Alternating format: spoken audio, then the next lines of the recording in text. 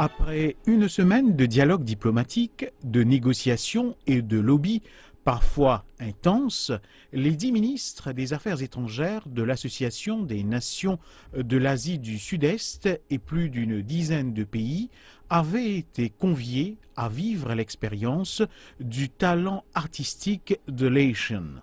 Et dans les rues de Manille, une fête, vu que le bloc régional célébrait son 50e anniversaire.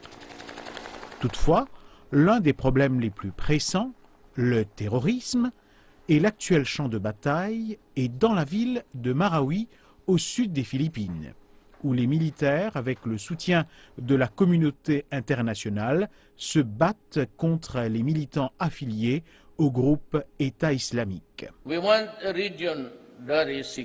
Nous voulons une région en sécurité, où nos peuples peuvent vivre sans peur des hors-la-loi, ou des effets démoralisants de la corruption, ou des crimes transfrontaliers.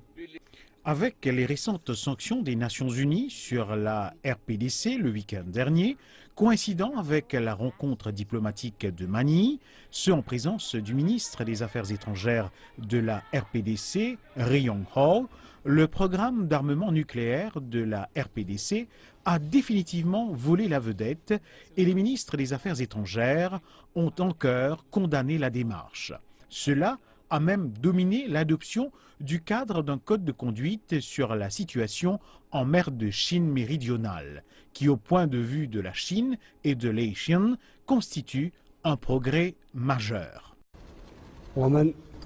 Nous avons coopéré afin de ramener les discussions sur les rails où les parties directement impliquées peuvent trouver une solution appropriée à travers le dialogue. Malgré le fait qu'il y a beaucoup à aplanir, un pas en avant dans un conflit de longue date est en effet une raison pour célébrer.